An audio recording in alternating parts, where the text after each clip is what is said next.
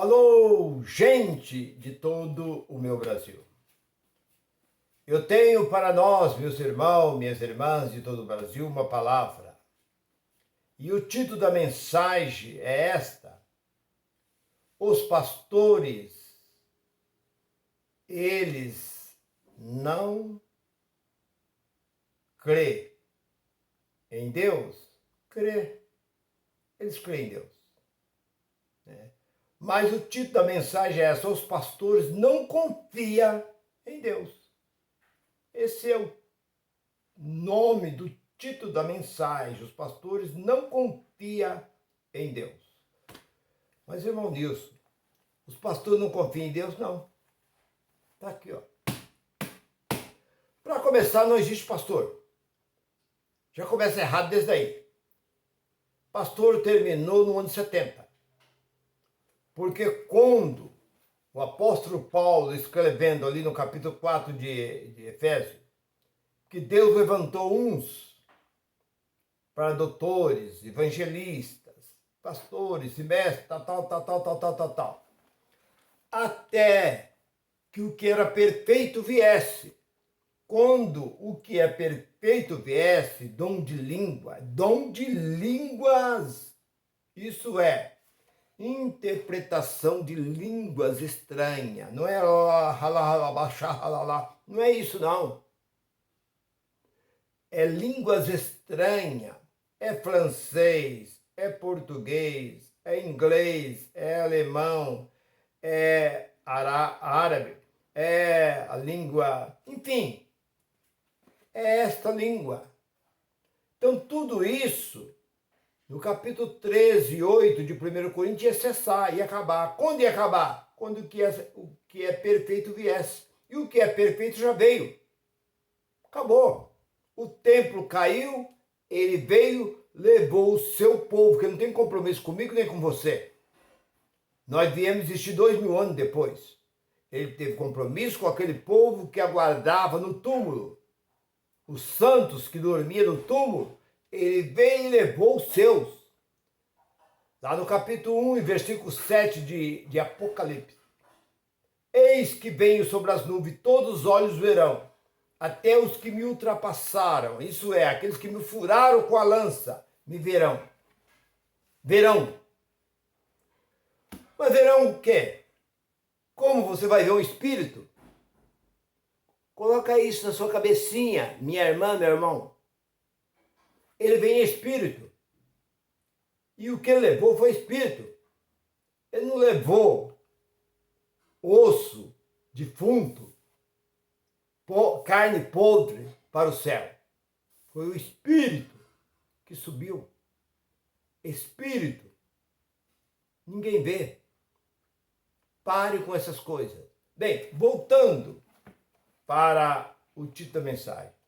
Os pastores crêem, mas não confiam. Porque pastores, como eu disse, acabou ali no capítulo 13, 8 de 1 Coríntios. Todas essas coisas cessaria. Falar em língua, dom disso, dom daquilo, essas coisas iam terminar. Porque enquanto o templo estava de pé, Deus tinha um compromisso. Terminando o compromisso, terminou tudo. Deus não tem compromisso com o Brasil, com os Estados Unidos, com o Canadá, com a Inglaterra, com China, com o Japão. Deus não tem compromisso. Deus tem compromisso com este livro. É isso, ó. Está vendo? Isso já está cumprido. Irmão Nilson, se está cumprido, que compromisso que Deus tem? É o que Paulo disse. Lá no 13 de 1 Coríntios. Até o amor e a esperança, isso permanece para sempre. O evangelho da graça permaneceria para sempre. É este o evangelho que foi dado ao apóstolo São Paulo. Não foi o apóstolo Pedro, nem Tiago, nem João, nem Filipe, nenhum apóstolo. 16 e 25, o evangelho que estava oculto antes da fundação do mundo. Deus tinha reservado e guardou para entregar para quem? Para aquele que perseguia a igreja de Cristo, para aquele que assurrava, prendia, arrastava e até matava o povo que servia Jesus de Nazaré. Mas lá no capítulo 1 de Gálatas, e versículo 15, diz: eu fui chamado do ventre da minha mãe. Lá dentro do ventre da minha mãe, Deus me escolheu e me chamou. Então não adianta você hoje, você aí que se diz pastor, evangelista, bispo, você que se diz apóstolo, isso não existe. O que diz o apóstolo Paulo no capítulo 20 de Gálatas, isso é, de Atos, e versículo 29 e 30. Depois da minha partida, depois que eu deixar esse mundo, o que ia surgir? Lobos cruel e devorador, que não poupará nem mesmo o rebanho de Deus. E da morte de Paulo para cá, nós só estamos vendo os lobos. Mostra para mim, mostra se foi levantado algum homem que fez alguns sinais, prodígio e maravilha depois do apóstolo Paulo. Não teve. Hoje, prodígio e maravilha, hoje o que eles fazem é isso, ó, dinheiro. É dinheiro em cima de dinheiro. Porque começa desde lá de Constantino. Dinheiro em cima de dinheiro. Vem Martim Lutero, dinheiro. Vem João Calvino, dinheiro. E até o dia de hoje, o que mantém esse movimento é dinheiro.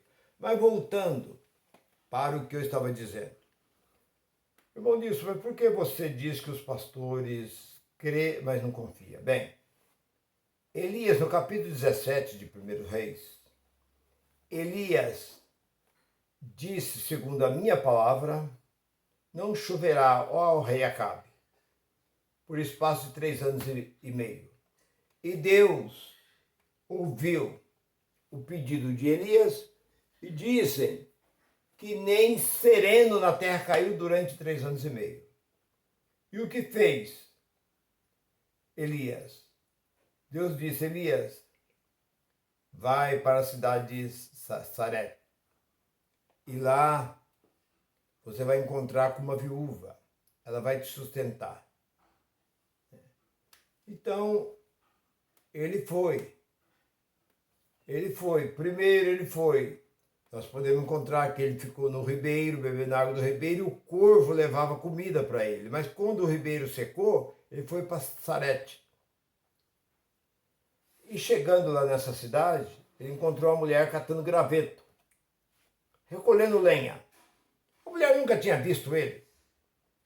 Ele disse para a mulher assim: dai-me um pouco d'água. Tudo bem.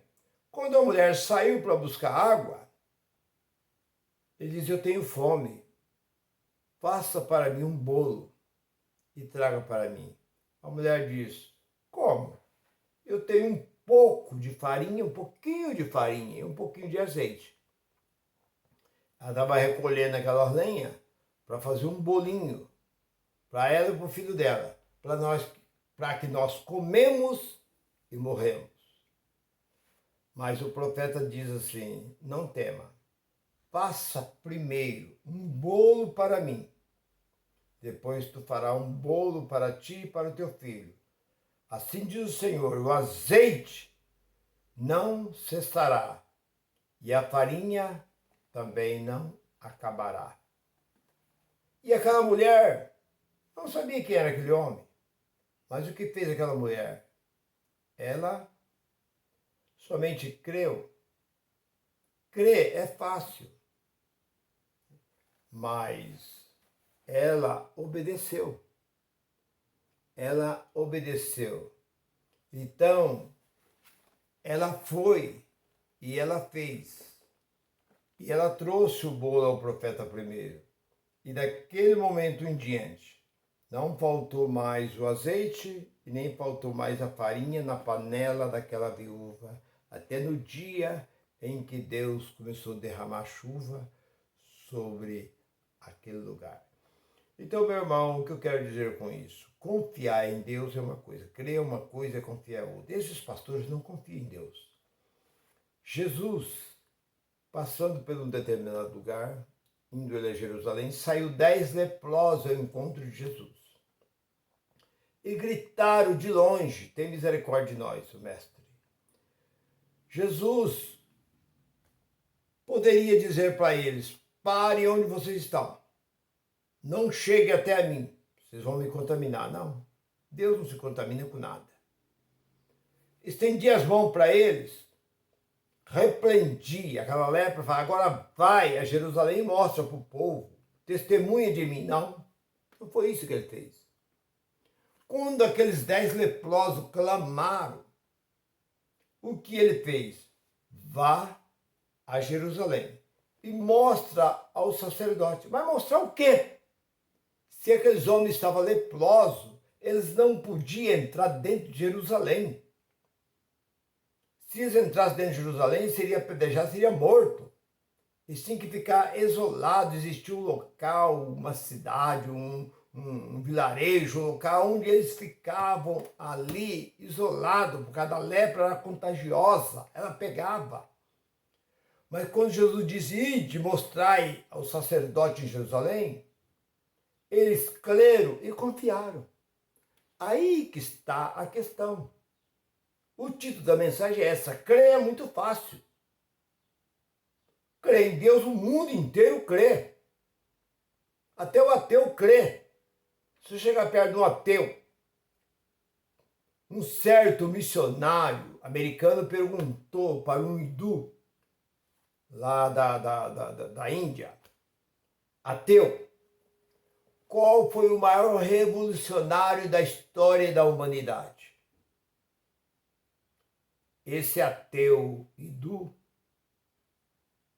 baixou a cabeça, pensou, falou assim: eu não posso dizer que o maior revolucionário da história da humanidade foi Jesus Cristo.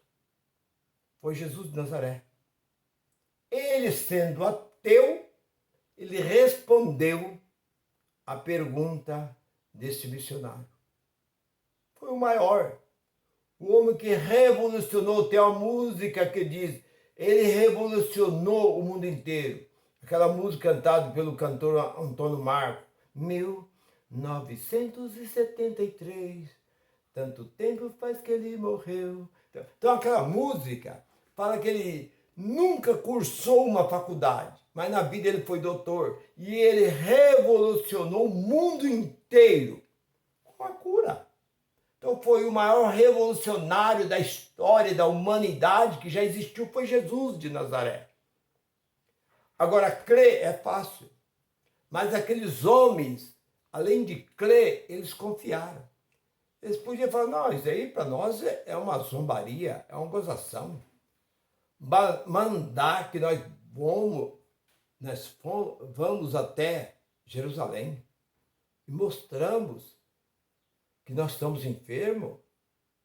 Não. Por que ele não estendeu a mão, repreendeu essa enfermidade? Mas eles creram e confiaram e saíram a caminhar. De repente eles olharam: opa, a minha pele, o outro olhou, os 10 foram completamente curados. Aí está o segredo, meu irmão. O segredo está aí. Não é crer. Você pode chegar perto do maior ateu e perguntar. Ele crê que ele existe. Ele crê nos filhos dele, crê na mulher dele, crê em tudo. Então ele é um crente. O ateu é um crente. Agora, confiar já é uma outra coisa. Agora, esses camaradas, por que eu trouxe essa mensagem? Os pastores crê, mas não confia. Se eles confiassem em Deus, eles não pediam dinheiro para o povo. Por que eles pedem dinheiro para o povo para fazer a obra de Deus? Primeiro, quando eles precisam de dinheiro, que eu já vi isso, eles levantam o dinheiro dentro da igreja, eu já vi. Eu vi aí um certo ministério aí em São Paulo, numa manhã levantou 45 mil reais. Ali na hora. Levantou. A igreja precisava. Levantou. E quando o povo precisa, se alguém chegar perto daqueles corujão que lá tá, aqueles corujão de paletó e gravata, O que vai falar que esse cacique? Olha, você tem que ter fé. Você tem que buscar Deus. Você tem que orar a Deus, que Deus vai te dar condições para você pagar essa dívida, pagar um cartão de crédito, pagar o aluguel que está atrasado. Você tem que orar a Deus. E por que eles pedem para o povo? Então isso mostra que eles não confiam em Deus.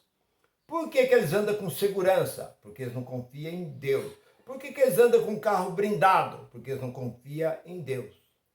Porque se eles confiassem em Deus, confiassem nesta palavra, jamais eles pediriam dinheiro para o povo.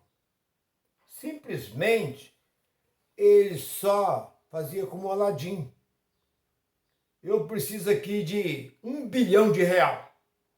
Ia aparecer dentro da sala pastoral ali, R$ 1 milhão. Eu preciso de um carro, de um avião. Ia aparecer um avião ali, tá aqui. Se fizesse assim com a mão. Mas não é isso que Jesus disse. Se a tua fé for do tamanho de um grão de mostarda, tem poder de transformar, aliás, de transportar um monte de um lugar para o outro. Então por que esse povo fica pedindo dinheiro para o povo? E não só pedindo, porque pedir até aí tá tudo bem. Você chega num farol muitas vezes, num cruzamento, vem alguém, te pede, você tem aí R$ 5, R$ 10 para mim comprar uma MTEC? Você pode me dar umas moedas?